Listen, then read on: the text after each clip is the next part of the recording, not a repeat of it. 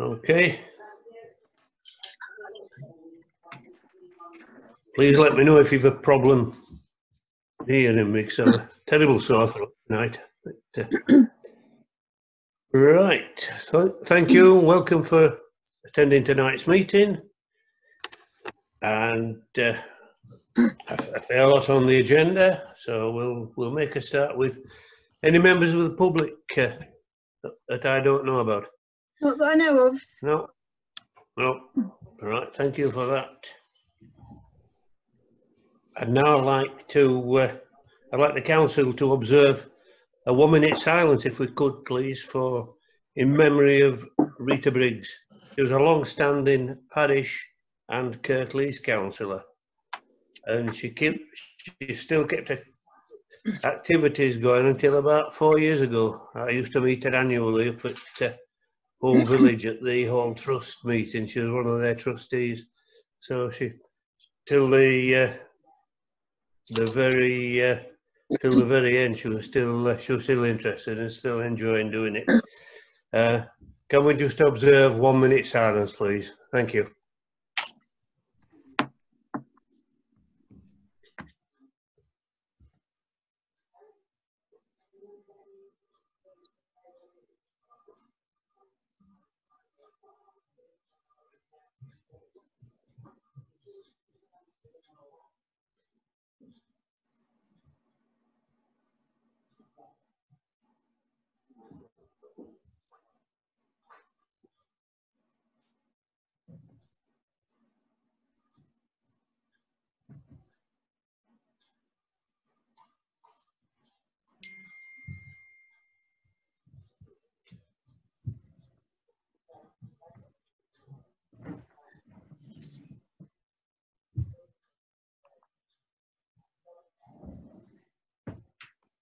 Thank you very much for that. Next item on the agenda is the information regarding the recording of meetings. Does anybody require any additional equipment or anything? Okay, thank you. Apologies for absence, please. Yeah, I've got apologies from Councillor Greaves, who's on holiday. Councillor Barker is at another meeting, and Councillor Lockley, it's his birthday and he's been overindulging. Oh. Silly boy. Right. Needs to get his priorities sorted. Yeah, he didn't mean to. He didn't mean to do it. He said. Oh. Oh, come on. Are we to all go that way on the way home? He obviously hasn't got his priorities right. Learn. Right, thank you for that. Item 58, to receive members' interest in items of the agenda and consider any written requests for new DPI dispensations. Can Have we anything on that? Can I just say I'm very sorry, but I can't find my original copy that I had. And I've tried downloading it and I seem to be coming across about 50 pages here. So I'm not right sure whether I'm downloading the right thing here. Anyhow, I'll just plod along with you and hopefully we'll find something en route. Okay, thank you. Yeah. Thank you for that. 59 is to receive officers' interest in items on the agenda. I don't have any. Anything? No. Any, Rich? Yeah, check. No. I think no. Rich is muted at the moment, so I'm not aware of anything. No. No. Thank you. I'm just talking to Donald, Liz. Oh, sorry. I'll mute you again then. Okay. Liz, Thank you. Liz, Yes, I'm talking to Donald. I know. Okay. Right. We'll leave you to it and carry on with the Yeah, do. Carry on. yeah. Item 60, to consider whether items on the agenda should be discussed in private. Anybody want to come up with anything from that? Okay. Item 61, confirm minutes of the previous council meetings. One held on the 29th of June, numbered 2021 to 2021 to. Sorry, I haven't put the numbers on. Sorry. Same numbers, doesn't matter. It's just to confirm the minutes of that meeting, please, 29th of June. Is everyone happy with that? Yep. Yep, thank you very much. Yep. And we need to vote on that, Chair. we've won then held on the 6th of July. And again, full council meeting. We've had copies of that quite clearly. Any comments on that one, please? Okay, thank you. Yeah. Sorry, Liz, Tom, Yes. your Liz, comment. you've got to let Donald in. Okay.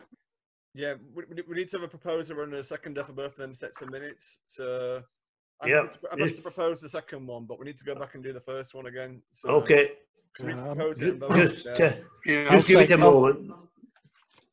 I'll be with you in a moment. They're just working on connecting one of our cheers. colleagues. Thank you. Thank you. Right, we've now got our colleague connected up. Thank you for that, gents and ladies. Right, so let us look at the 29th of June. Who we seeing? We're talking to Tom. Talking to Tom at the moment now. He's wanting to. You're wanting to confirm the 6th of July, was it, Tom? Well, we need to do both of them, but yeah, I'll propose the 6th of July minutes. Yeah.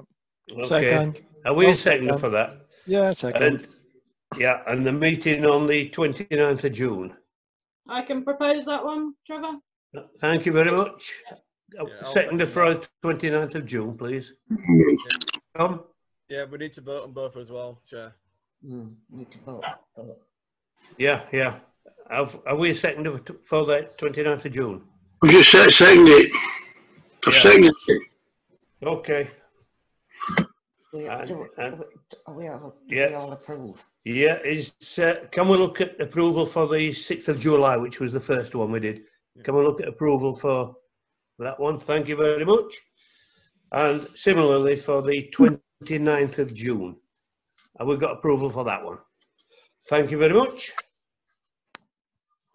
The next item being to approve the committee minutes under delegated powers. Now that was a planning committee meeting, 6th of July.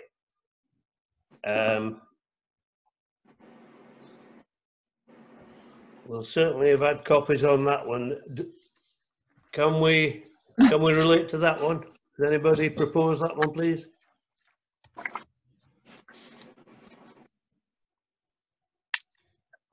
Yeah, I'll propose them. Yeah, I'm happy to second them. Okay, thank you for that. A show of hands, please, if we're all happy with that one. Thank you very much. And we're now on to referrals from standing committees. Finance and Management Committee to approve the following. The first item being Annual Governance and Accountability Review, AGAR. And then it follows with a list of 8 items from that recommendation. Can we ask you to come up with any comments on those, Rich?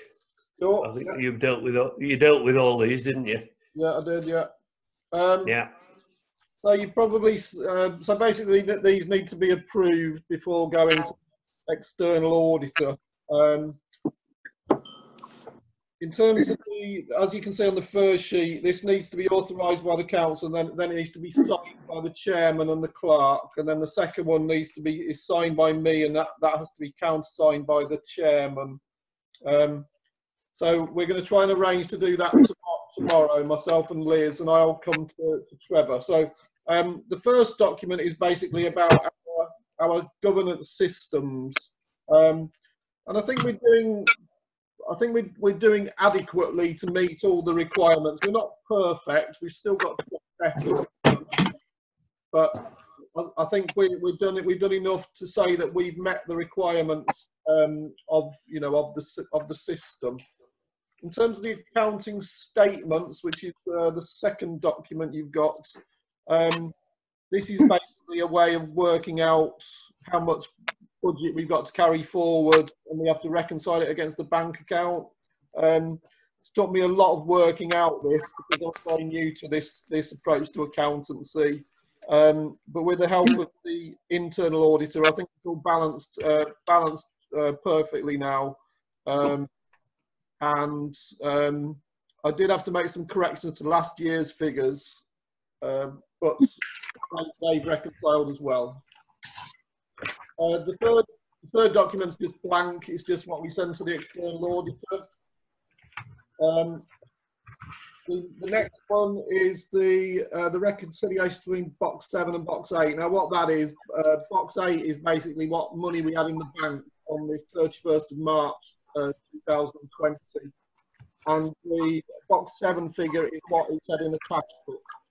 And the reason they don't always balance is because of things like if we get receipts for income applies to the following year. There's a lot of racket going on somewhere. I don't know what. Is somebody else getting a lot of racket? Because I'm getting a lot. Yeah, yes, a lot of background noise. Yeah. I had to mute us all. I've muted a couple who seem to be unsettled. Right. Okay. Let's see how it goes. Okay. Okay. Yeah, I've muted you, Judith. Right. Okay. Let me find the box 7 thing.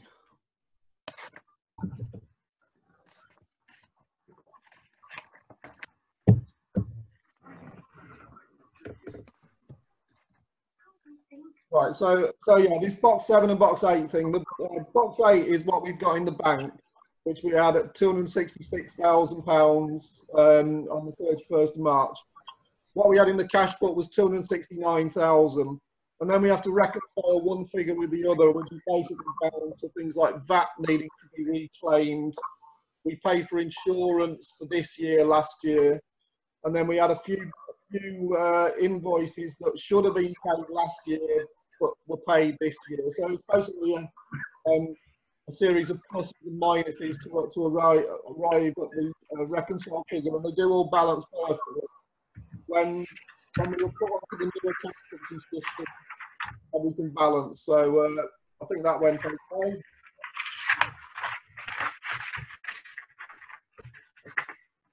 The next document is an explanation of variances.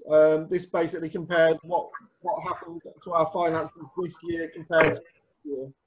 We always have to put a report in. I did for the top for point 2, 3, and 4, where I have to put a description of why the variance is there. So the reason there was a variance in the precept was because of increase, primarily because of increase to the community assets standard budget, intending to safeguard local assets like the civic hall, the library, tech, and to do some refurbishment of the civic hall. And another aspect of why the precept went up was we obviously put £20,000 in that staffing matters, including legal advice budget, because we were concerned about the previous clerk going through legal proceedings, but that wasn't called up. That was partly why the precept had gone up. Next one down was we had to explain why our income, why our receipts had gone down. It has gone down quite a lot. That's primarily because the council tax support grant was phased out last year. We also had no neighbourhood planning grants. And the previous year they'd done something a bit incorrectly, and they included the insurance recharge to the civic hall's income, which it isn't really. So that's the reason that is. That's the reason that has changed. And then the third box, there were some errors that the bloke from Clark had done in where he put £5,000 of his own salary through as wages, but they're not classed as wages, it's just classed as subcontractors. I'd like to correct that. But anyway, that I hope is all good to go. I hope I've explained why the variances are there and why I've corrected some of the figures from the previous year. And then the next document is the notice of public rights, which we have to do to give members of the public an option to come and look at the accounts to make sure that we're all above board and doing things properly. So we have to give them 28 working days which they can view the accounts. So this year it will be from Monday the 27th of July to Monday the 7th of September. Now all the accounts are online, so they can just look online for it, but well, if people want to come in and see the paper copies and records and so on and so forth, those options are there too.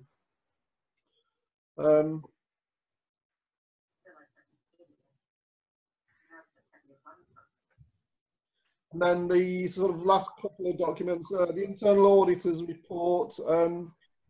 As I said in the finance meeting, the internal auditors are very thorough. She's a real stickler, but she's very good at her job, and she wants to see us get better at what we do. She failed us on 2 points. The first point was about petty cash, where both myself and the previous RFO had made a mistake with that. I claimed, I think, £73 too much, I think it was, which I have corrected already, but it is down as an error. And then the final one in box L was that we hadn't last year given, as I just mentioned about the public rights to look at the accounts, last year's accounts were not given to the public in time for them to be, you know, for it to be a legal thing. So she told us on that as well, which was fair enough, really. In the last document, the 8th one, I've basically said what we've done to correct those 2 things. With that, I've already paid back. Well, I'm not paid back, but I claimed less on the last reclaim. And then, obviously, with the point about the public rights, we're doing it from next Monday. So hopefully that will have corrected those 2 errors from last year. Okay, that's that, Trevor. So we need to approve the documents basically before they go to the external auditor. Right, well, quite clearly you've had a lot of work involved with that, Rich. Very much so. Can we approve what we've just heard? Are we happy to approve as stands? If anybody's got any questions? Yeah. Yes, And, yes please. Judith, a question. You mentioned at the technical college as part of our assets. I don't think that's right. It's not one of our assets. I didn't say it was one of our assets. I said it was an asset, a community asset. Right. Okay. Anyone else with any comments on that, please?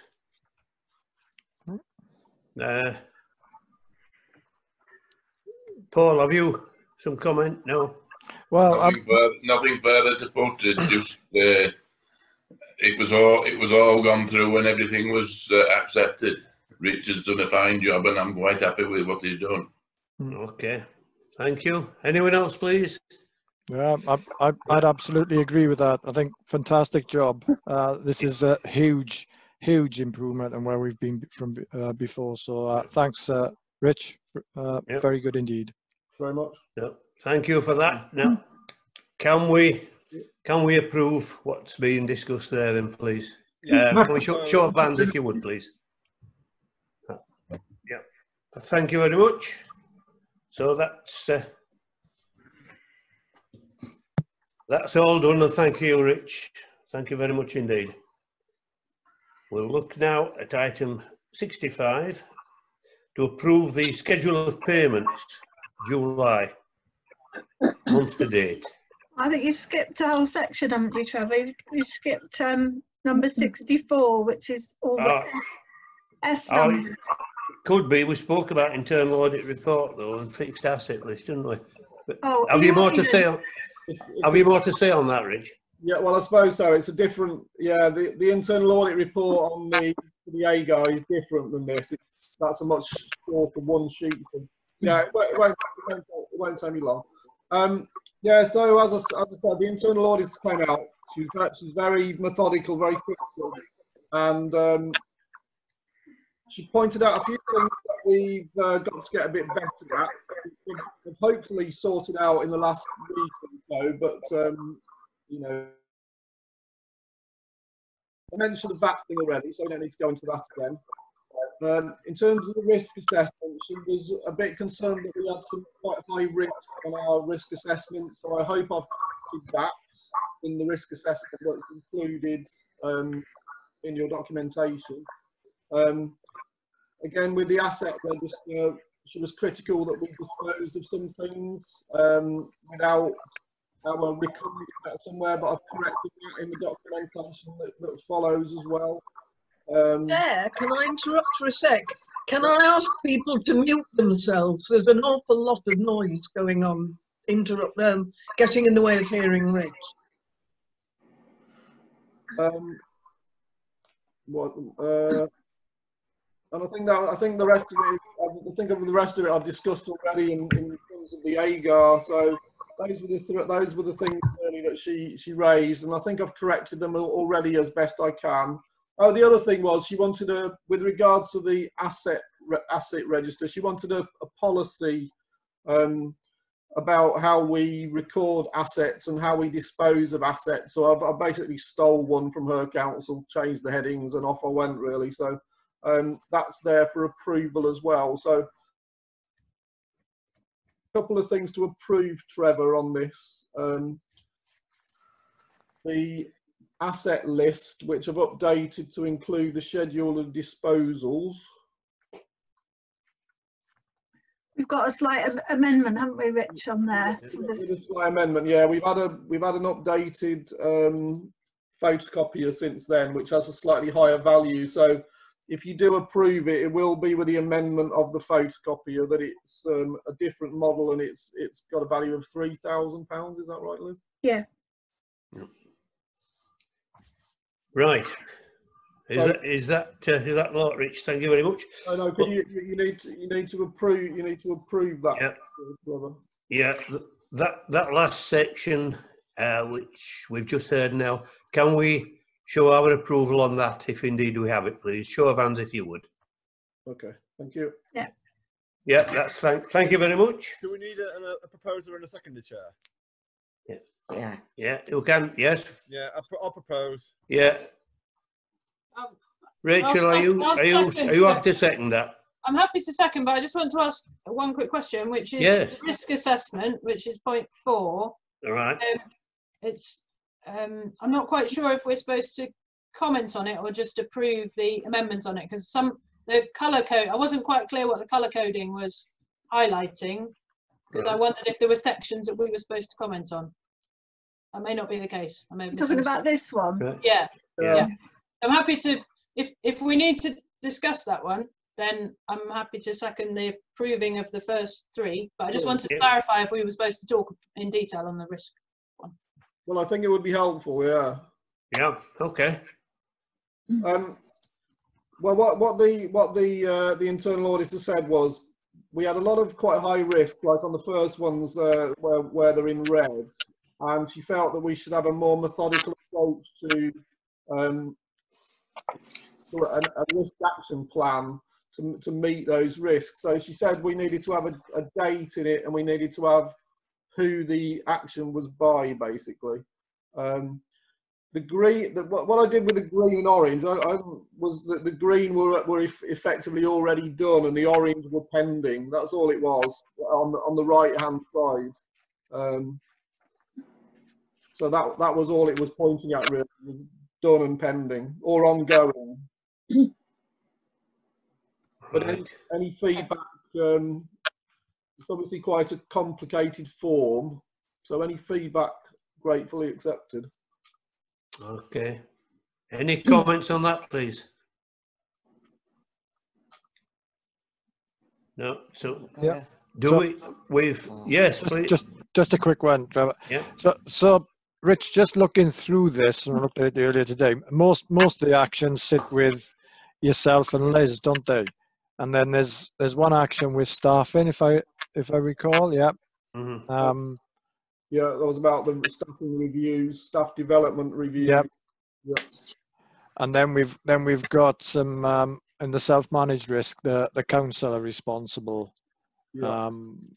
So is it, just following up on what Rachel said, is it the areas which we are responsible we should be talking about now, or do we need to organise something separately?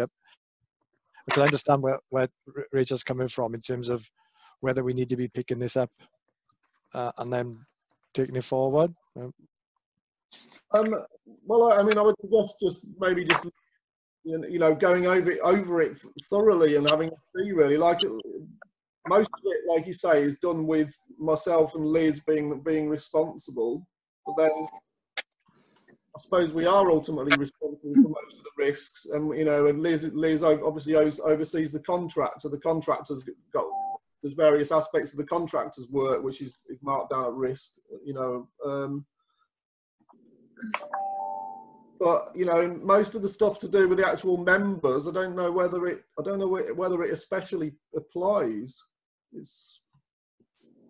Well, at the end of the day, we as councillors have got the overall accountability, haven't we?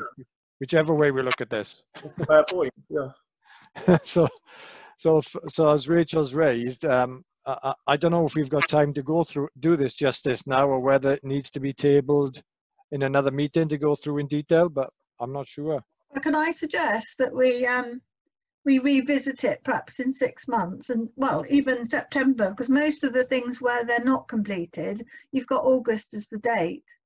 So I think if we revisit it in September and make sure, I mean, you obviously, everybody is responsible, but we're carrying out the things on your behalf. I mean, one of the ones that the council's down for is changes to legislation. Well, we are trying to get that all up together, but we haven't had room in the council meetings to put a lot of stuff forward.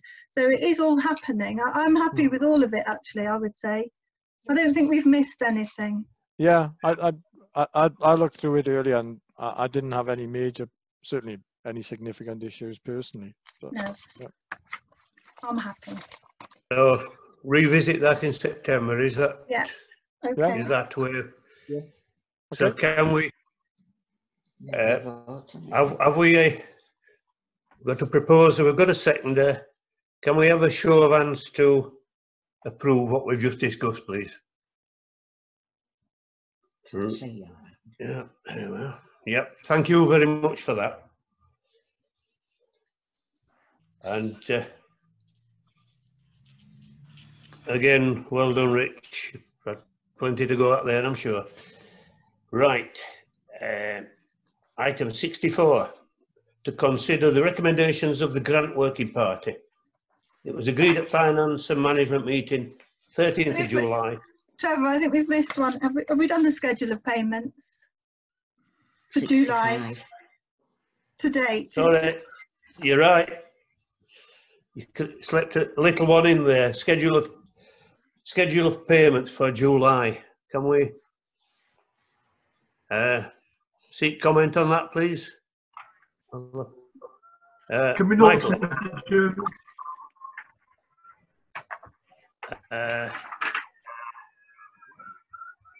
Jason, you try, please. I was just going to say, can we note them, Mr. Chairman? Because they've already been paid, haven't they? Yeah, yeah. Oh, they haven't. No, that's the whole point. They haven't been paid. Oh, sorry. No. Michael, you've got your hand up. Yeah, just the numbering seems to have gone to across somewhere. So are we going forward? So the internal audit is 64, and then to approve schedule of payments, we're calling this 64A. Sorry. Yeah, sorry. This follows on from the finance one, and it's before the grants working party. So you can call it this would be 65B and then 65C. I did have a bad day on Tuesday. No, that's. I just wanted to sort of clarify that's where we are. Okay. As long as you know the numbering somewhere. Yeah. Yeah. Right. So we're on the schedule of payments for July. Yeah. Yep. Thank you very much. Any more comment on that schedule, please? Can I propose, Mr. Chairman, to be paid then, Yes. please? I second it. Thank you very much. We have a proposer and a seconder. Can we have a show of hands, please? Yep. Thank you very much. Okay, now it's the grants working. What is now? Yeah. Yep. What is now 65C, I take it? Consider the recommendations of the Grants Working Party. It was recommended in a report of its actions for approval at full council. So this was the Finance and Management meeting, 13th of July. If anybody's any comment on that one, please. The only comment from me, Mr. Chairman, was that I wasn't happy that grants were taken out of the hands of the Finance Committee, and I still don't agree in other bodies other than the Finance Committee giving grants. Okay, thank you for that. Rachel, your comment, please. Yeah, the key recommendations of the Grants Working Party, which was then discussed at the finance meeting, was that effectively there are three grant streams that we have. One is for community assets, which CASC managed. One is for community events and projects, which F&M manage. And one is for community services, which Service Provision manage. And the proposal really is to try and recognise that those committees all have the powers to give grants to those specific groups of activities or elements within our community. And to make life easier for people applying and for the committees, the proposal is that there's just one grant application form, and people effectively mark on that which funding stream they're applying for, depending on whether they are running a community asset, community service or a community event. And then they go to the relevant committee, and obviously Liz or Rich could help people if they weren't sure where to target their application. And to support the fact that the community assets, so through CASC, and the services through Service Provision, are typically larger sums of money. The suggestion is that we have an expression of interest form, which is something which people would fill in, indicating their likely expected capital costs for their community assets. So they might be village halls, they might be sports clubs, they might be I don't know, various different community facilities that we have, parks and stuff, I suppose. And they would basically let us know, well, we think we're going to have to replace our roof, or we're going to have to get a new surfacing of a playground, or some new safety fencing, whatever it might be, and give an indication of the fact that that is something coming up, so that then we may or may not fund some or any of that, but at least we have an understanding of the different assets within the valley. And similarly for the services, again, if there's an appetite to develop a better youth service, for example, or a service to support the elderly or vulnerable in our community, if we have a sense of what's coming up in the next financial year, then we as a council and within the committees can have a think about how we may or may not wish to fund that in the future, and therefore that might affect what budget requests those committees put forward to full council for our overall budget and precept. But also it might be that we say, well, actually we've got too many people coming in with roofs that need replacing, for example. We don't want to fund all those, we're not in a position, we don't feel we should, or whatever, and signpost those organisations to other places rather than just wait for them all to come. And I think the final thing, just to mention, and Liz will tell me if I missed anything, is that there'd be one combined criteria as well, because at the moment you click on to 3 different criteria, 3 different forms, and then the proposal is that grants would be considered a maximum of twice a year by each of those committees, so that there was it was much easier for us to compare the different applications that come in, rather than at each of the committees' meetings during the year, so that then it gave those committees, so service provision and finance and management, the opportunity to really review what are all the things we've got in, how do we want to best spend that money. So there's there's a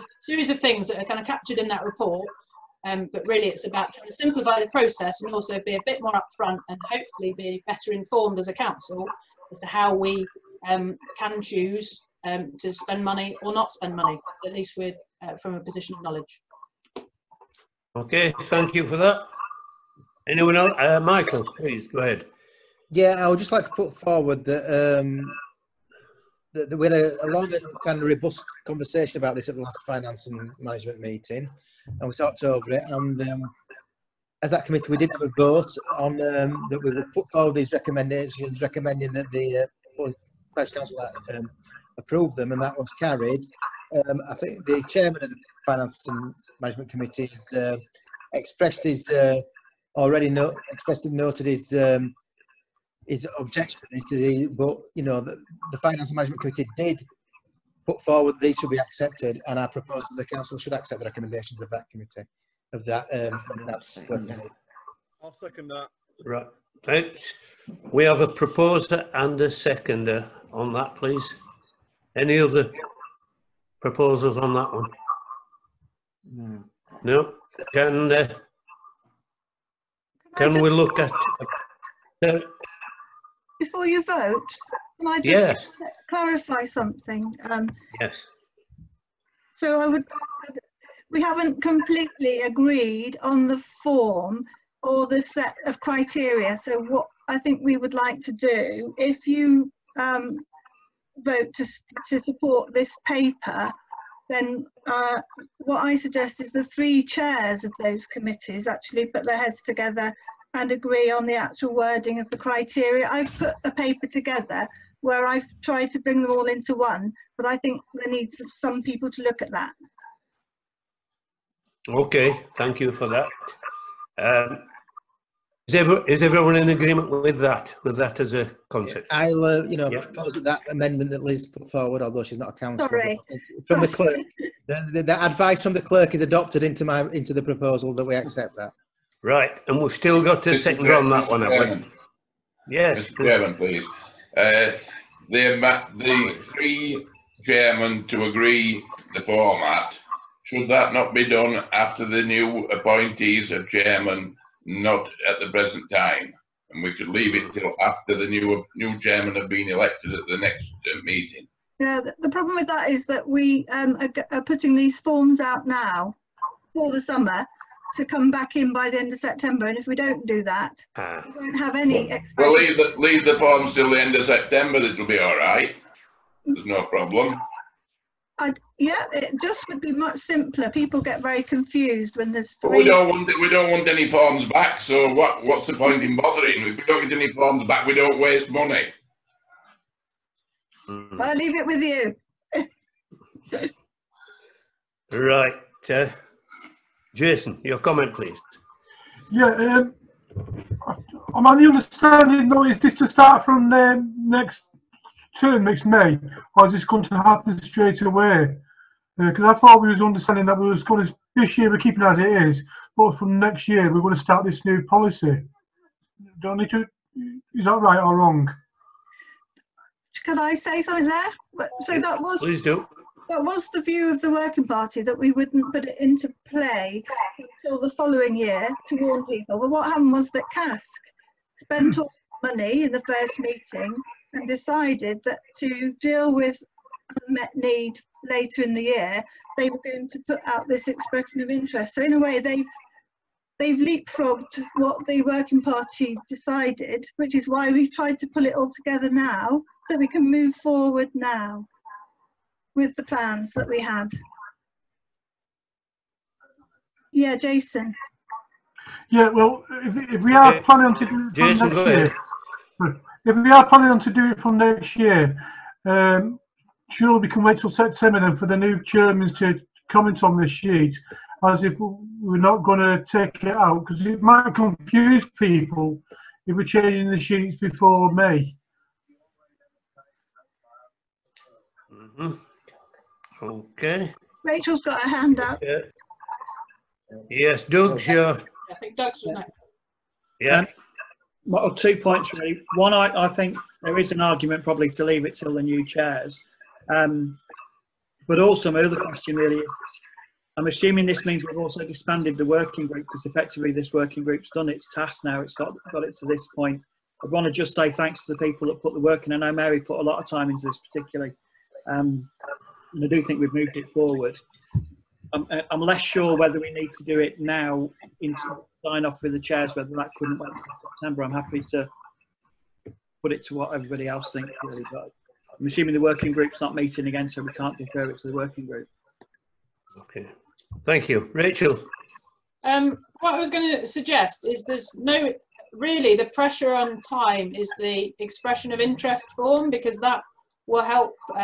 We need to give community groups enough time to think about filling in the form, and obviously it'll be up to ward councillors to spread awareness of it, so that then when CASC meets in the autumn, it's got some information to review. And similarly, the principle was that we could do that for service provision as well.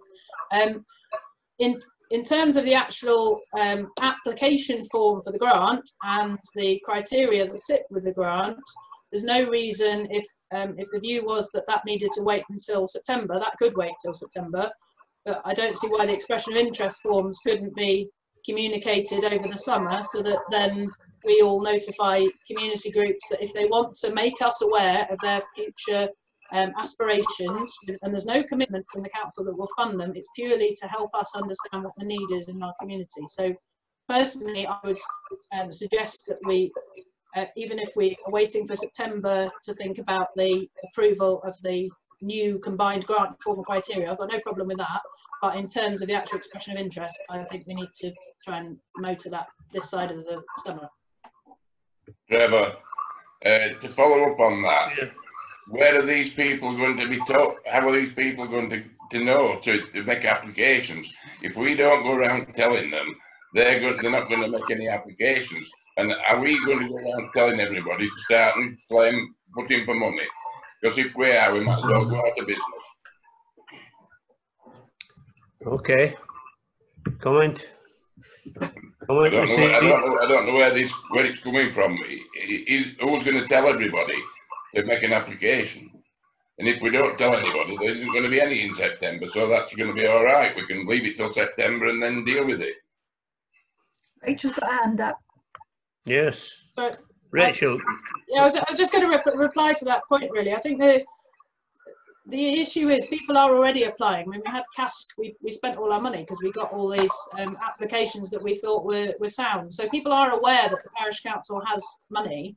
Obviously, if they were to apply for CASC grants at the moment, we'd say the budget is full, or being spent, sorry. But we need to understand from them if there are future aspirations that we may or may not wish to adjust our budget to accommodate or not. And I think we should do that sooner rather than later. And it's up to individual councillors to contact organisations within their wards and let them know. No way! On social media as well. There's no point sitting on money and not allowing people at least to understand what would be possible.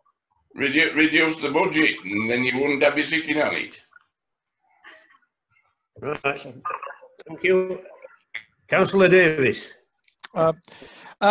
Yeah, slightly, I suppose, a different angle on this in the sense of, I'm absolutely with Rachel and what she said, but I think this all comes from us as councillors going out into the community and working with community groups, and through that we become aware of the need in the community. So I don't think it's necessarily Paul us going out with, if you like, big banners on saying lots of money to give out to you.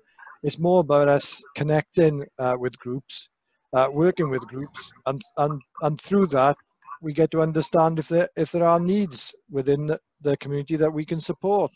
So I think it's a slightly different angle from just simply putting up a big sign saying come to us as the local ATM.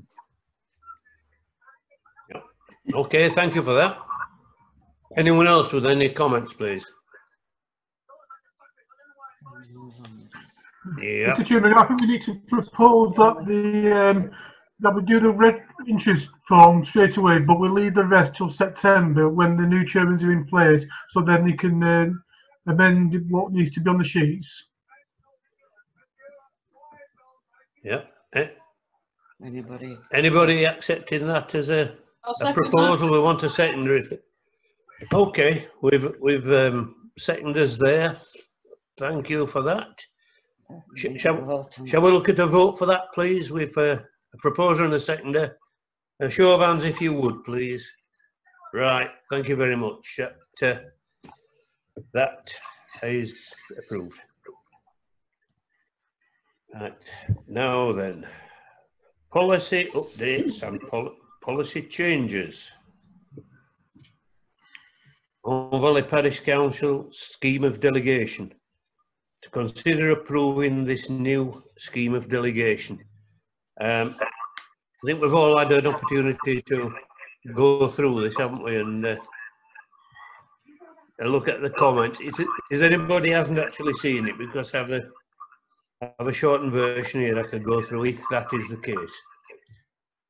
Everyone's seen it. So looking at the new scheme of delegation, we're looking at approving that. Has anybody any comments to make before we vote on it or anything? Tom, your comment. Just looking through it now, it says that service provision has a frequency of meetings of 4 times per year. Generally, service provisions every 6 weeks at the moment. Is that correct, or am I? Service provision? No. Yeah. Service provision, yeah, it's 4 times a year. All right, I thought that it was every 6 weeks. No. I haven't changed it anyway. Okay. Sorry, my mistake. Yeah. 4 times a year. Okay. So, have we any more thoughts on the scheme of delegation? Can we? Doug's Doug's, go ahead. Yeah. Yes. A couple of questions. Well, a specific point, and a general point. The frequency of the finance one says every 2 weeks alternating with council. That implies that the council only meets 6 times a year and finance 6 times a year. I'm assuming that's not how we meet. I'm happy to be corrected, but I was confused by that. And my second point is, I just think the numbers are far too high on every committee. With numbers of 13, we've got 13 on finance, 13 on planning, 13 on pubs and comms, 14 on service, 10 on staffing, and then on climate emergency there's 8. That would require all councillors to be an average of 2.6 committees each. And I just think the numbers could be well into single numbers, nearer an average of 8 per committee rather than 13. I just think it's a high expectation on councillors, and it leads to very unwieldy large committees.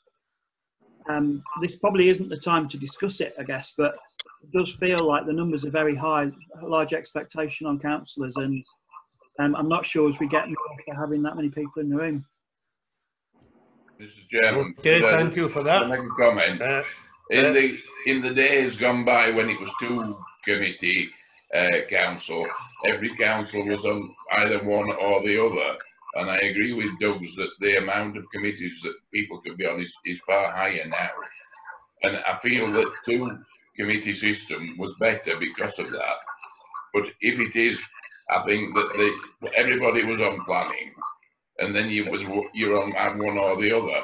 And I think that if everybody was on planning now, except for the people that want to be exempt from that, and then make it that they can go into no more than 2 of the other committees. And when I say 2 of the other committees, that includes the one on the climate emergency. And that would mean that councillors would be taking part in no more than 3 meetings. And I think that would be a lot more palatable than what could happen now. Okay. Rachel, go ahead, please. I was just going to flag up, it's only a maximum number for the membership. There's no reason that if not many people want to be on the committee. I mean, pubs and comms, I don't think I've ever chaired a meeting that's had more than 5 or 6 people. So it's rather than limiting the number, because I know what's been said about in the past has been half councillors go on finance and management, half go on service provision. But since over the last 4 years anyway, obviously we've expanded in terms of number of committees, and it's only saying that there's a maximum because otherwise they do become unwieldy. There isn't really an expectation, I don't think, that all those committees will hit that maximum, but you need to have a maximum because otherwise, as has been said, they get too unwieldy. So I think you could keep that maximum. There's no minimum given. And the danger is if you make committees too small, then I think there's always that nervousness that maybe only 2 or 3 people are making decisions on potentially quite large elements of budget, particularly conscious of the previous conversation we had about awarding grants within the different committees. So personally, I think there's no harm in having the opportunity for more councillors to join up to that maximum. Well, we spoke on that issue about the small number of people on committees and the danger that can bring, if you like. Spoke about that this afternoon. Councillor Davis, were you wanted to come back in? It was exactly the same point as Rachel had made, really, and certainly back that up. You know, if we want to reduce the numbers slightly, I'm fine, but Rachel's absolutely correct. You know, it's a maximum, and I certainly don't have an expectation that we would see those maximums reached every single time. But so yeah, I'm in line with the comments that Rachel just made. Okay. Can I Judith? Yes. Yeah. Go ahead. Well, the planning committee, I think we always agreed wherever possible that it would be a member from that particular ward that would be on the planning committee. Some of the areas have 3 councillors, and therefore it would be, you know, beneficial for maybe 1 to do for such or 2 to do for the whole of Holme, places like that. But there again, there are certain areas that don't have any councillors at all. So when it comes to a plan application, then somebody had either got to do it for them, or we, I suppose, say no availability for comment.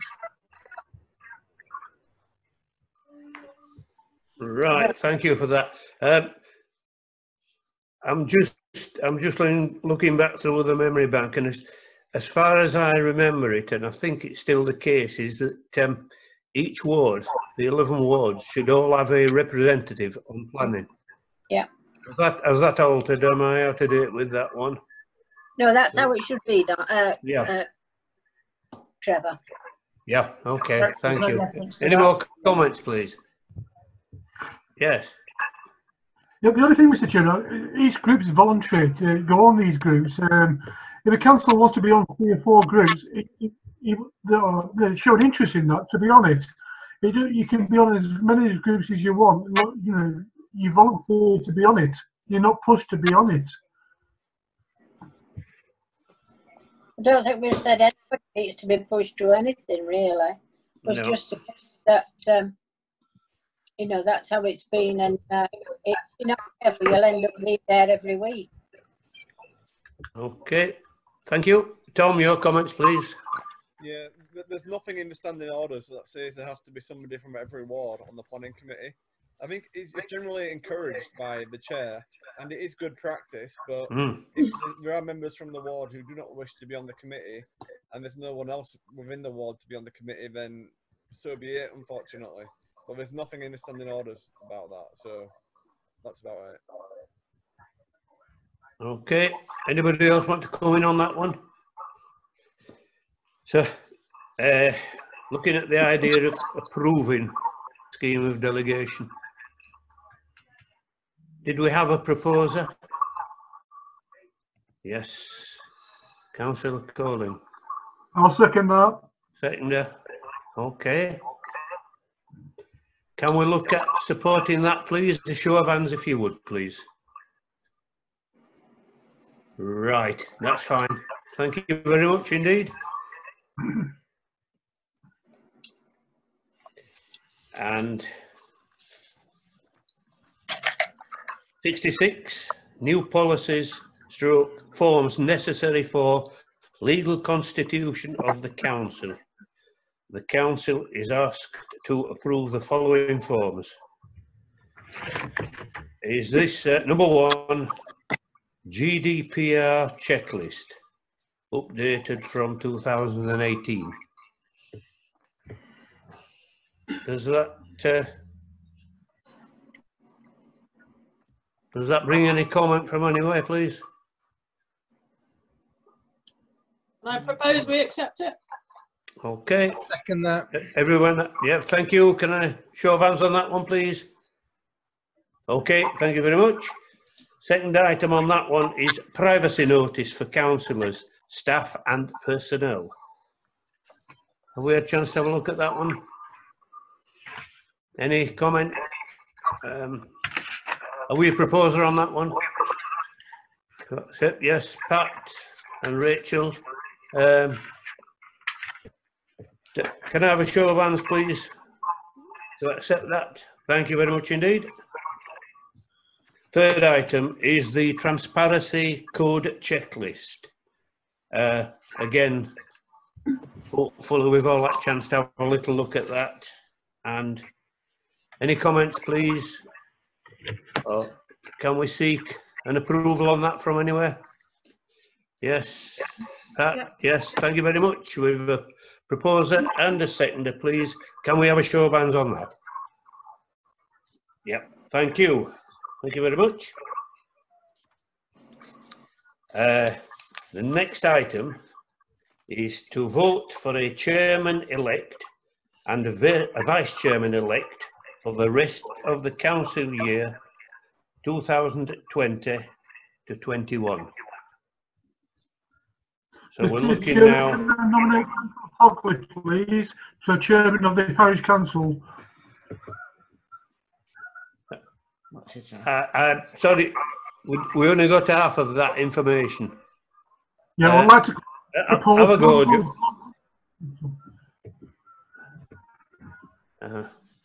Sorry, we didn't get there.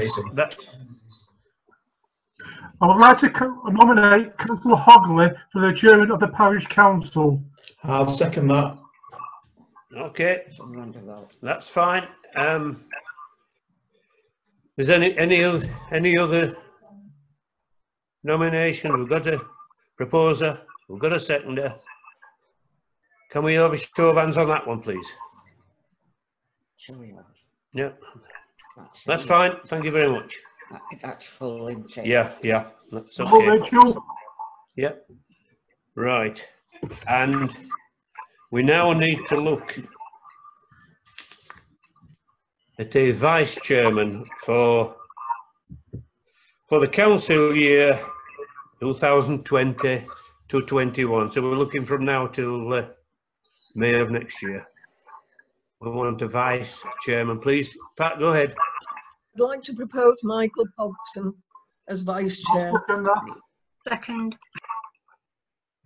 Okay, so we've a proposer and a seconder. Can we just ask Michael what his comment is on that? Okay.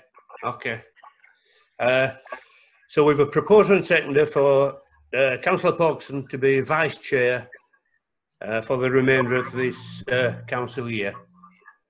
Can we have a show of hands on that one, please? You can't see your hands. Okay, that's fine. Thank you very much indeed. That's everybody. Yeah, that's okay. Michael. Yep. Thank you very much. Item 68, consider whether the council is minded to publish the online council, excuse me while I turn over.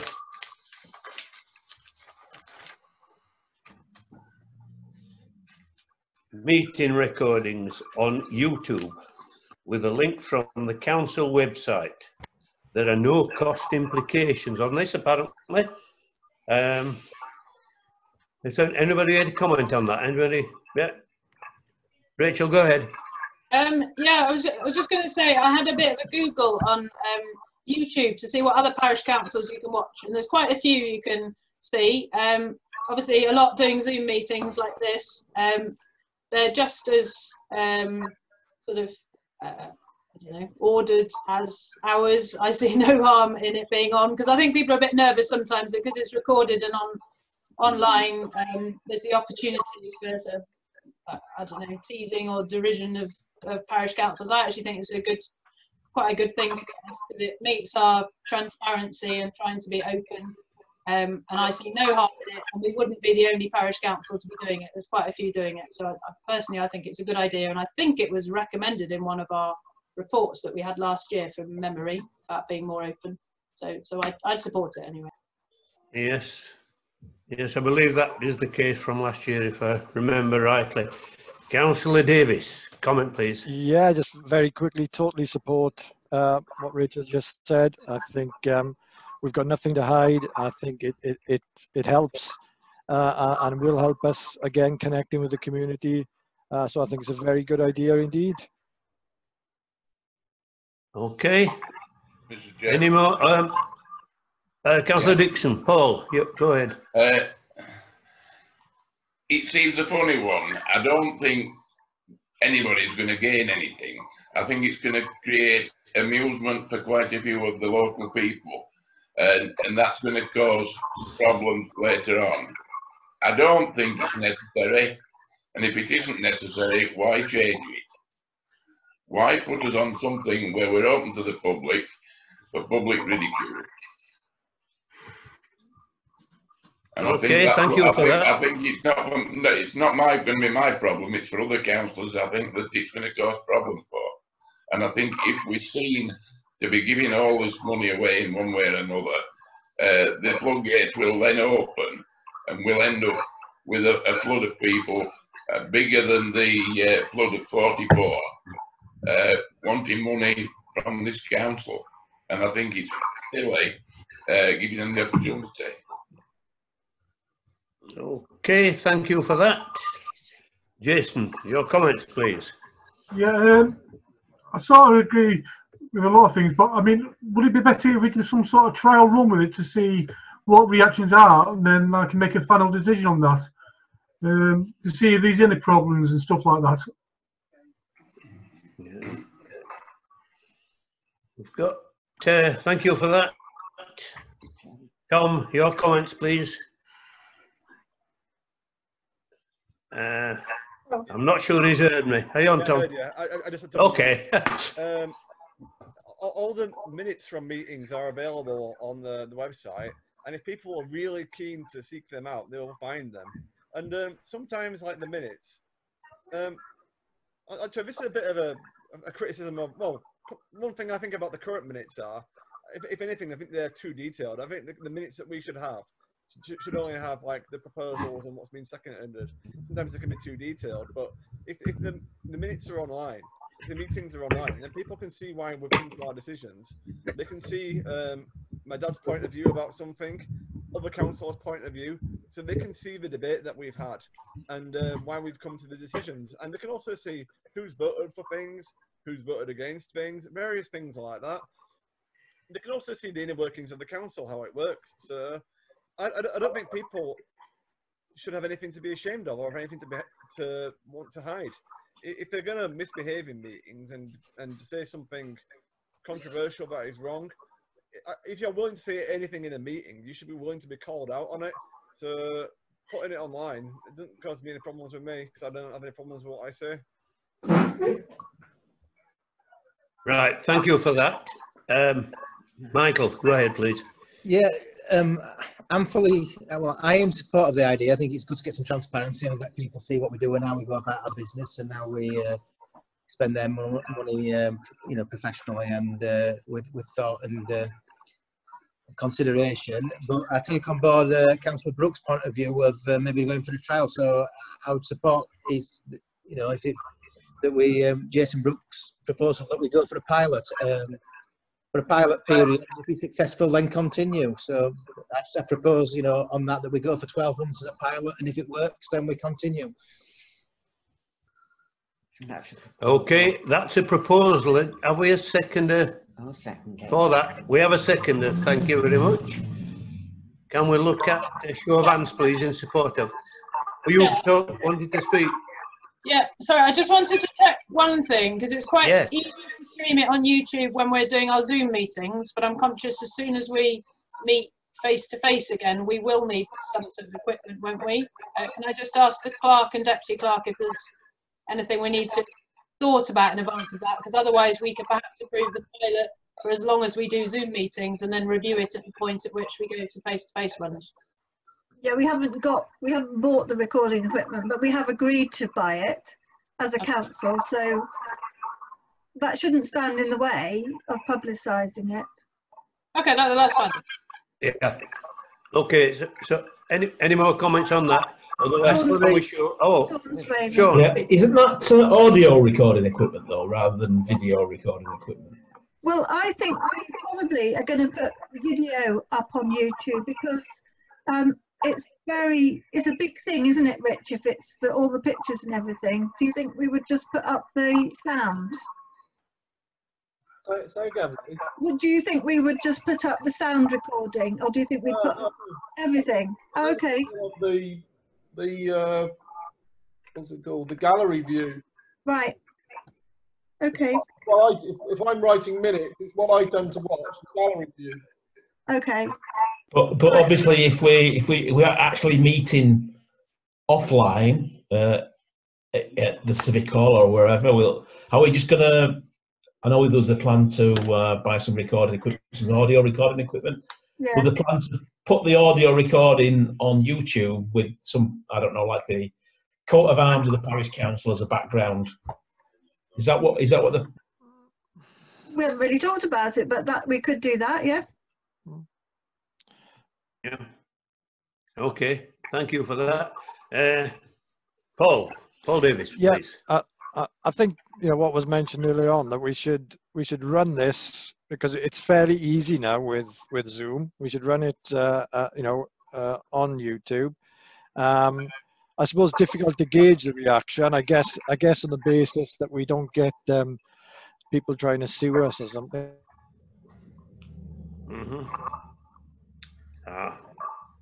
We appear to have lost the signal there. Di, can you jump in, please? Councillor Hall. Yeah. He's frozen as well. No, yes, we're not doing very well here, are we? No. Yes, she comes. Di. Yeah, can I just ask, what are the cost implications of this setup? Doesn't cost anything. Did you hear that? You said that we may have to buy some recording equipment. How does this work? Well, we've already agreed as a council to buy recording equipment for when we were back in the exhibition room, because we are supposed to be able to record the meetings if people want it to be recorded. So we are meant to do that. But here we would just post up the recording that's being made now on my computer of this meeting.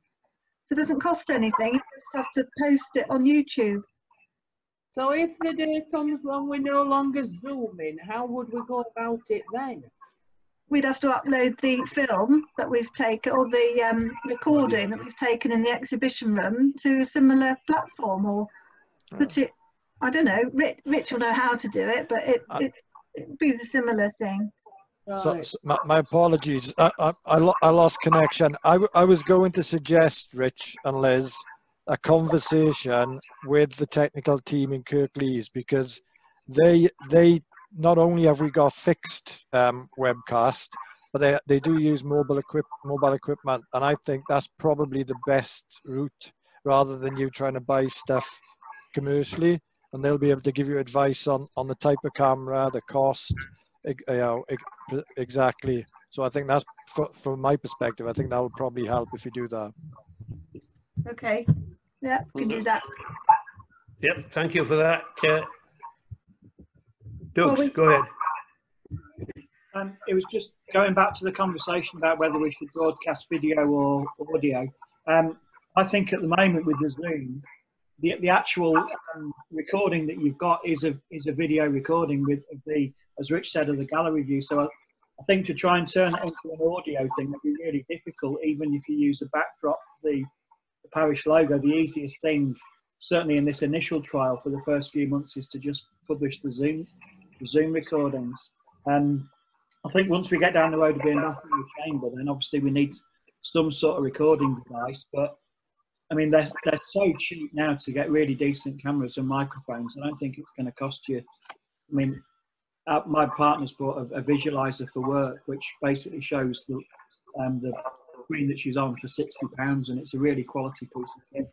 So I think the clerks need to carry on investigating that, but I think we do need to assume we'll be publishing a video as well as an audio, not a purely audio feed. Thank you for that. Jason, go ahead. Yeah, I think we need to get a proposal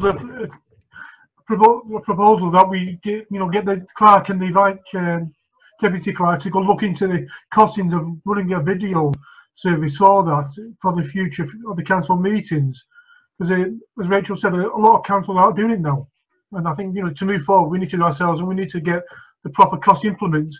Now, Councillor Davies' idea of going to Kirklees might be the best way of doing that, so can I propose that we ask the clerk to do that, please? Yes, thank you. Have we a second to that proposal, please? Pat, thank you very much indeed. Can we look at votes of support for that, please? A show of hands, if you would. Yep. Okay. Thank you very much for that. That's. Can I just point out we did get a quote for video, but the council voted to only go for audio. We got a quote from the Meltham CCTV company who would do it, and it was relatively reasonable, I thought. But then we voted to go for audio. Right. Well, times have changed and we've moved on. Yep. We have moved on, yeah. So we're sticking with right. So we're happy with what we've come up with. Okay, that's lovely. Thank you for that. Can I just ask, Trevor, have we decided what we're doing with the Zoom recordings? Are we going to post those on YouTube? Yes, I think so. Okay. I think we had a yes on that one, didn't we? Yeah. Okay. Yeah. Okay. Thank you. And the next item, 69, the note under section of the standing orders, 9 complaints have been received from members of the public, specifically about one councillor. And all the complaints are being forwarded to the Kirklees monitoring officer, and she was actually in contact with me this afternoon in regard to these comments. And what we've done, there's little can be added to the existing sanctions except to ask that the offending tweets are removed and the complainants given an apology. That's the recommendation. And, can we know what the chairman? Yeah, there's. Go ahead. Well, should we make a statement as a council condemning the tweets, saying that that we don't agree with them, and further details? Like, I just don't think that we've done enough to say that we're not happy with how the council has acted. And I know it's going through the code. It's going through the committee at Kirklees, but I just think that there's been nothing that we've said really that's condemned him for what he's been putting out there. Okay, thank you for that. Pat, go ahead, please. I think we should have I agree with Tom completely. We should state publicly and post on the website that we continue to be appalled at the behaviour, and that we are disappointed that no apology has ever been received, and reassert our dismay at his behaviour. Yes, because we have sought an apology on more than one occasion. Yes. Councillor Davies, go ahead, please. Yeah, it was only just again mentioned, as Tom did, this is going through the Kirklees process, so they will continue the complaints to be dealt with through that process, and that decision will take a little bit of time for those decisions to be made. I'm not disagreeing, Trevor, what you said earlier on about possible sanctions, but just to remember, it is still going through the process at the moment. So we just need to know. Yes, indeed. Can I just say that it's going to be heard on the 3rd of August, that hearing for those complaints? Well, sorry, can I just help? Just I don't want to create expectations, people. That's on the 3rd of August. That is the assessment, and then the decision makers, and I am one of the decision makers, could make the decision that day. But just you to be aware, it may be that there's a meeting organised after that as well. But absolutely correct. There is an assessment of the complaints on that date. Good. So do we want to wait until after? Can I amend what I said earlier to repeat it, but after the process has been complete? After that due date. Fine. Yeah. Yes, that's fine. Maybe until after August. Yeah. Anyone else want to come on that one, please? So, are we just noting that and we continuing with what we've already done? Are we happy to continue down that path until in a few weeks' time we get further clarification, if you like? I presume that'll be the answer. Is that all right? Yeah. Yeah. Can we just have a show of hands? So I'm sure we've got some support on that. Brilliant. Thank you very much. Right. One to note is freedom of information regarding councillors' involvement in decision to reopen reservoir car parks or a car park. Reply being given to the inquirer and inquiry's content. So that's just a note, if you would, please. Noted. Thank you very much. Correspondence to note again, letter expressing concerns and querying the council's decisions to cease servicing of church clocks. Again, the inquirer asked for legal evidence for this change and seemed content with a copy of YLCA guidance on the matter. So that's just a note, if you would, please.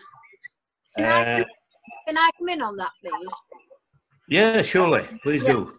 I was looking at the Yorkshire Local Council Association advice note number 3, and it does say clocks, provisions and maintenance of public clocks. Well, surely it's a church clock, not a public clock, because at one time that would probably be the only clock that anybody ever saw. Mm-hmm. Yeah. And we've always, to my knowledge, maintained the church clock. Mm-hmm. Can we not bring that back into service, please? I think the issue is that they're not actually public clocks, they belong to the churches. If they were ours, then it would be different, but they're not. And I did write to all the churches and ask them to confirm that, and I never got any replies, so I'm assuming that the clocks aren't public, they belong to the church. And that's the guidance I've repeatedly had from YLCA. I've asked a number of times. So do we not have any public clocks then within the Holme Valley? No. No, I don't think so. Mr. Chairman, on church clocks, yes, church clocks have served the community for as long as anybody can remember. Church clocks are important. People passing by check on church clocks because they want to know what time it is rather than look at their phones or whatever. I think that the service that we are not giving now, the money that we are trying to save to give away to other people for nothing, I think is disgraceful. And I think we should go back to all the churches that we've serviced the clocks for years and say that it's been a mishap and that this council is going to carry on doing the works. And I think we should go back to all the churches, never mind what YLCA say, and let's go back to doing what we've done. It's been tradition for all these years. There was no reason why it should be changed, and I don't know why it is.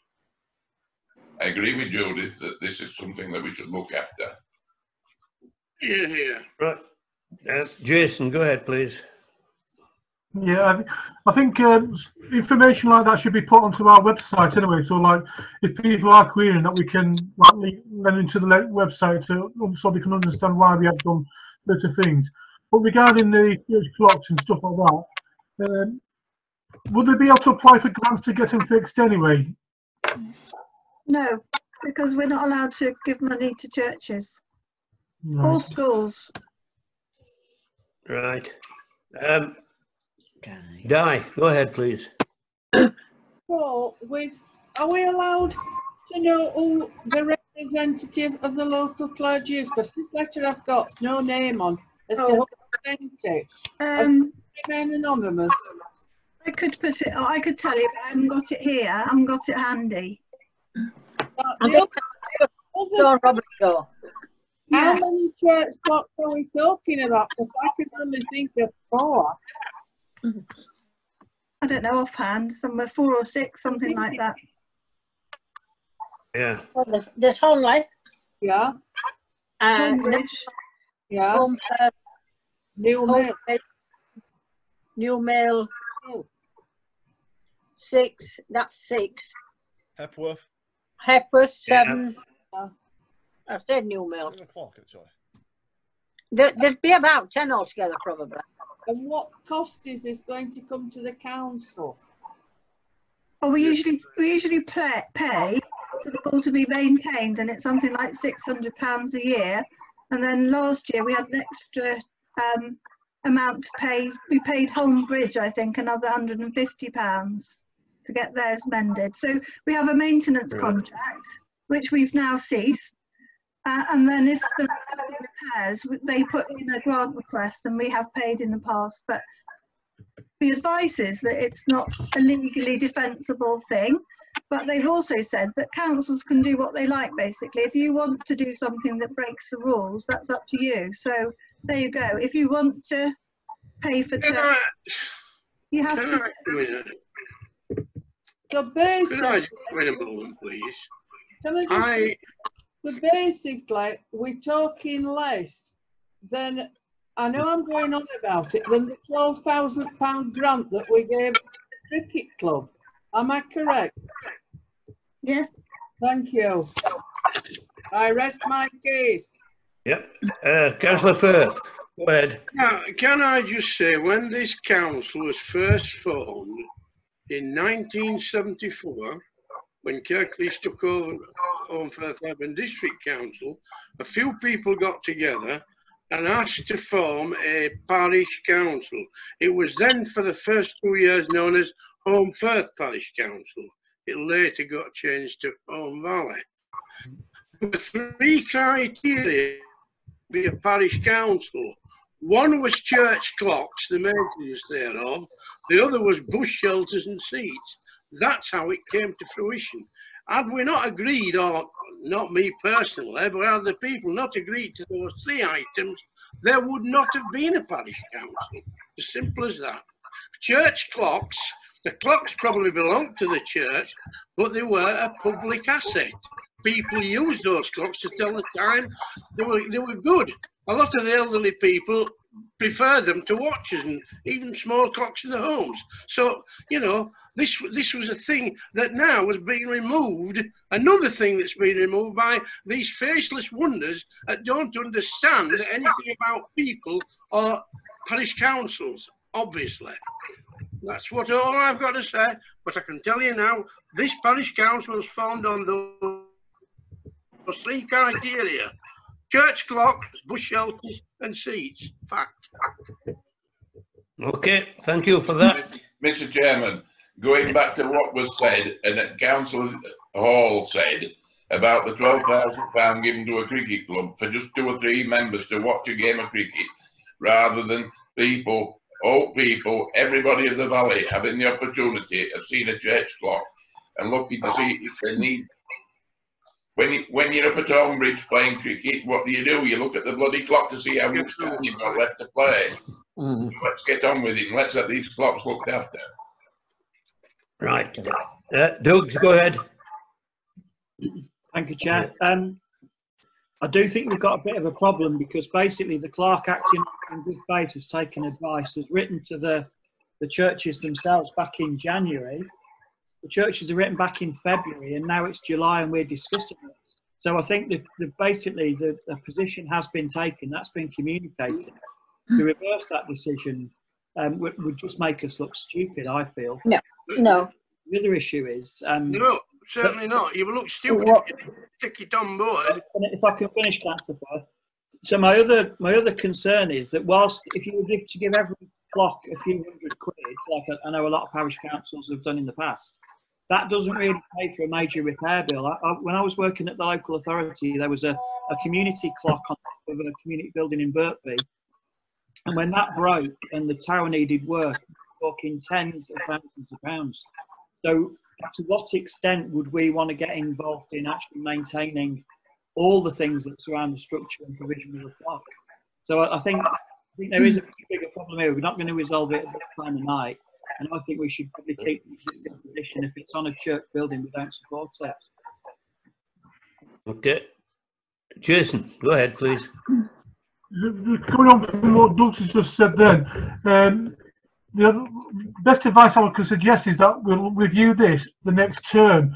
We start off the new financial year. Obviously, this year we can't go back on what we just said, but we can review it next year as a council, which might be the best advice to the council at the moment. And then if we want to change our minds, we can do, but not to do it this year. Okay, thank you for that. Michael, go ahead. Can I come back in, please, Trevor?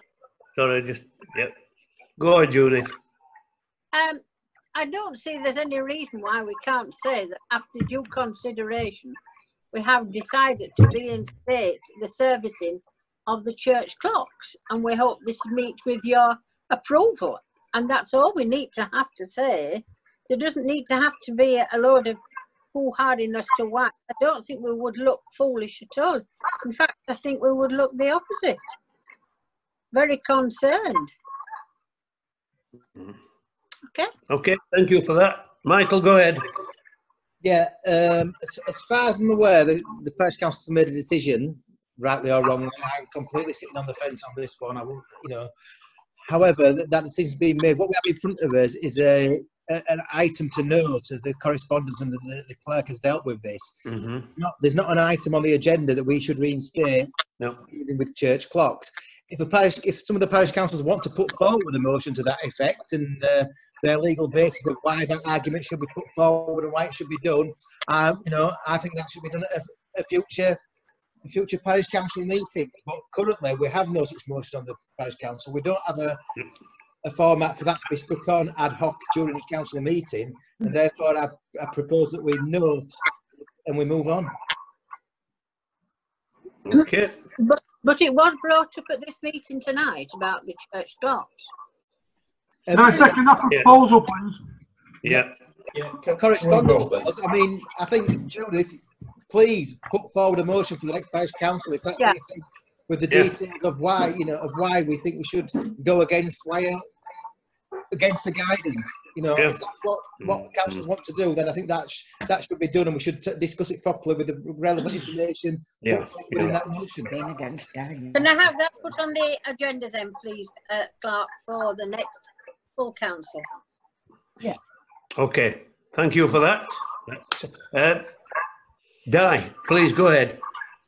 Can I just say, with all due respect, we've never had a vote on this. This is something that's gone through that we haven't been made aware of. We have voted on it. We have. At a previous council meeting. Right. Yeah. So, Mary, yes, go ahead. Yeah, thanks. I was just seeking clarification as to whether what is the status of this advice? Is it legislation or is it guidance? Do we have room for manoeuvre, or is this just something that if we do it, then it's not legal? Point of order, Chair. From what I understand, it is. Point of order, Chair. Yes. If some of the councillors want to put forward a proposal, Yes. whether it's guidance or whether it's legislation, then please, I welcome that. But we should note the item and move on. We shouldn't be discussing that here now. It should be put forward with those details intact. We've discussed it. Let's move on. Yeah. The request on this one was to note what we'd already decided upon. So, yes, the idea of accepting as it is now, and if it's so wished, take it to a future meeting. That's absolutely fine. And that was mooted some minutes ago. So, can we note the documentation that's come regarding the church clocks and pursue it if we need to in the future? Yep. Where are we now? Are you wanting to come back in, Michael?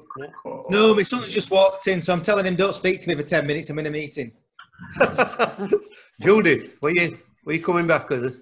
No. No. Okay. Everybody, Jason, you want to come back in? No, I was just noting it. Okay. Thank you very much. So we're all right with that. Yep. Lovely. And next item is to note again a letter sent to Holme Tech Limited from Cask, congratulating them on securing ownership of the tech building. Can we note that one, please? Noted. Yeah, thank Point you. of order, Chair. Go ahead. Did you miss out 72, the letter from a resident asking for the council to discourse on the social behaviour reservoirs? Oh, that's 72. On reservoirs. Yeah, we haven't done that. You missed Oh, it. okay. Yes, you're right, I missed one. The note letter from a resident also submitted FIO request asking what the council can do to discourage antisocial behaviour at reservoirs. And Nothing. inquiry made local police. The police reply is also printed. So we've seen a response from the local constabulary. Again, that was purely to note, but are we happy with that? Noted. Noted. Yeah. Noted. Yeah. Thank you very much, folks. And 73. yeah, to note the letter from Cask to Holme Tech Limited. Are we happy with that? That's the note.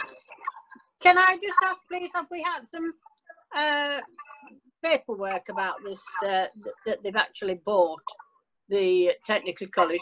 We have £25,000 worth of investment in this, of which I don't think we've any paperwork for. I mean, originally, as far as I can remember, wasn't it for repairs to the windows and the lift? No, it was for the purchase of the building.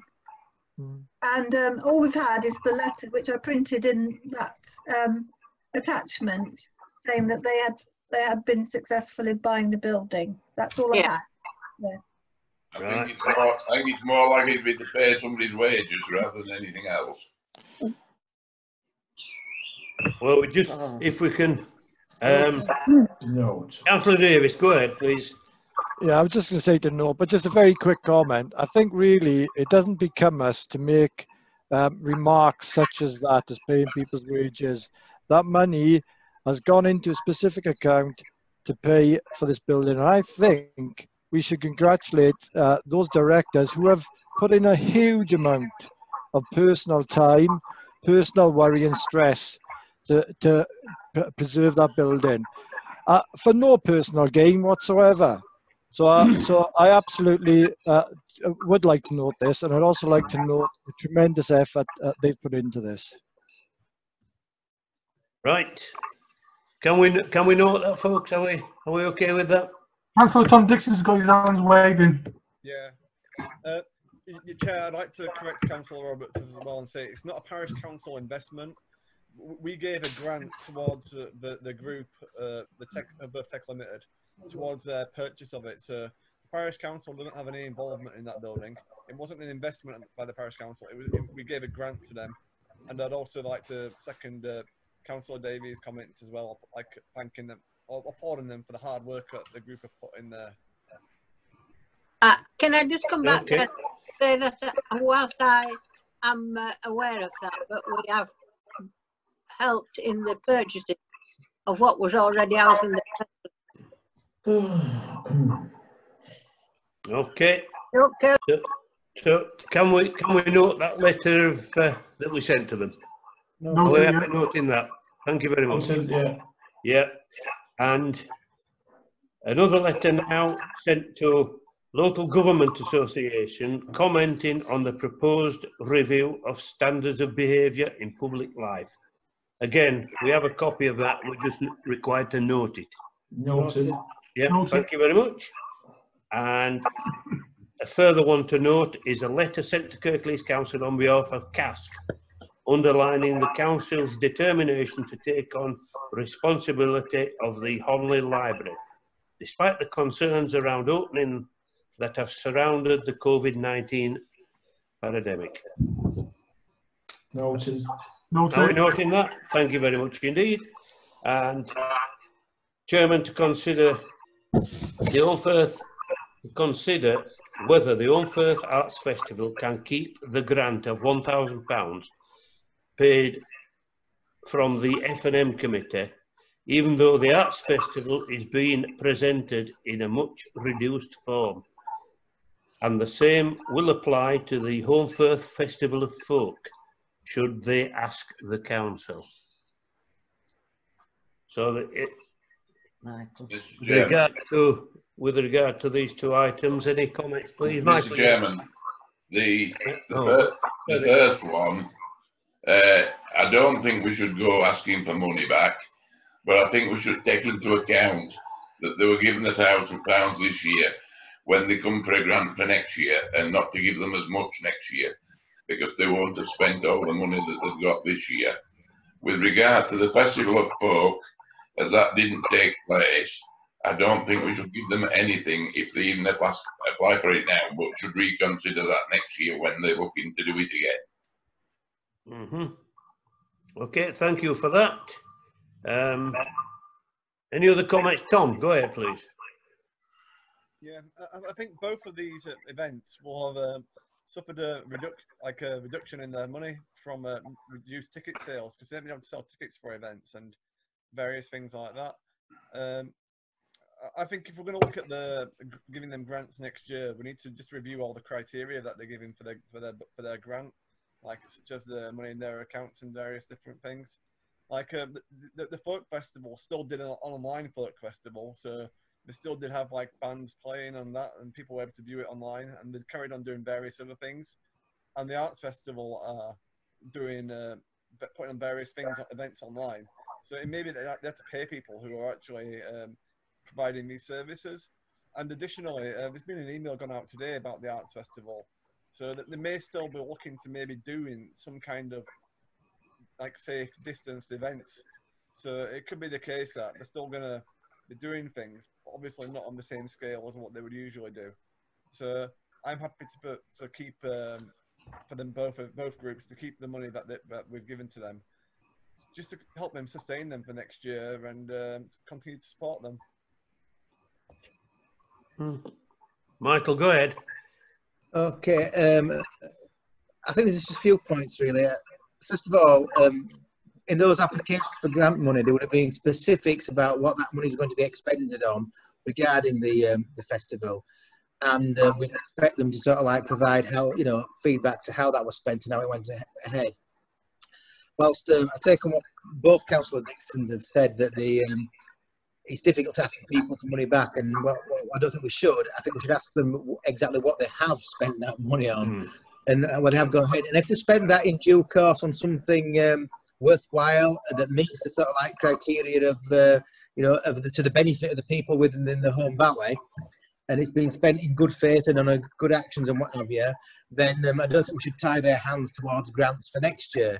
If they haven't spent the money, they've just said no, sat on it because they haven't delivered what we were going to do and what have you, then I think, you know, we will take that on board when we are looking at giving grants for next year. But I wouldn't want to tie their hands. But then again, if they've just sat on the money, then I think there's a reason not to give them the money again. You know, I mean, it's difficult times for if they've spent the money, just what have they spent the money on, and hopefully it's towards good causes, and then we'll carry on from there. Okay. Now there's a good suggestion being made there. Obviously, one we can support or otherwise. Has anybody anything else to say on this one? Because that I'll second that. yeah, thank you very much. I take it there. Can we put yours down as a proposal, Michael? And we've got a seconder for a seconder for what you've just said. And can we look for support on that initiative, please? Great. Yes, that's fine. That's sorted. And we're now on to a very quick one. I'm not gonna dwell too much. Chairman's report. I think one of the main things I must report to you is Rita Briggs' funeral. We are attending to making sure there's a card and flowers from this council. Rita was a member of this council and Kirklees Council, I believe for 23 years, if I'm not mistaken, or thereabouts. And we're going to show respect on the day on behalf of the council, as I'm sure other people who knew her will be doing the same. And I'm not going to go a great deal into other things. I've been spending a lot of time talking with Kirklees about things various, about the way we're going to move forward with regard to tourism, for instance, bringing back the area back to life with its one and only tourist industry, etc. But those are things which have been talked about time and time again, and will be coming to fruition as and when we're able to move on them. And those are as much I want to go on at the moment. Other things are from the past meeting, which I didn't give at all. I didn't come up with at all, but those were things attended and places we've been to, which are now history, so I won't bother with them. And that's all I had on to do on the chairman's report. And at that point, thank you very much. 8:45, the meeting's closed. Thank you very much for your attention. Kath, can I just talk to you, Kath, before you go? So when everyone's gone, can I have a word with you? Yeah. Yes. Yeah. Yeah. Thanks very much, folks. Good night. Good night. Good night.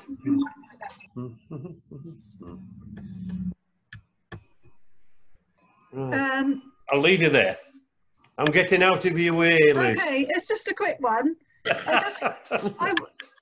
We're getting quite a lot of feedback, and I wondered if you've got two devices going. Have you got two computers, or a computer and a phone? No.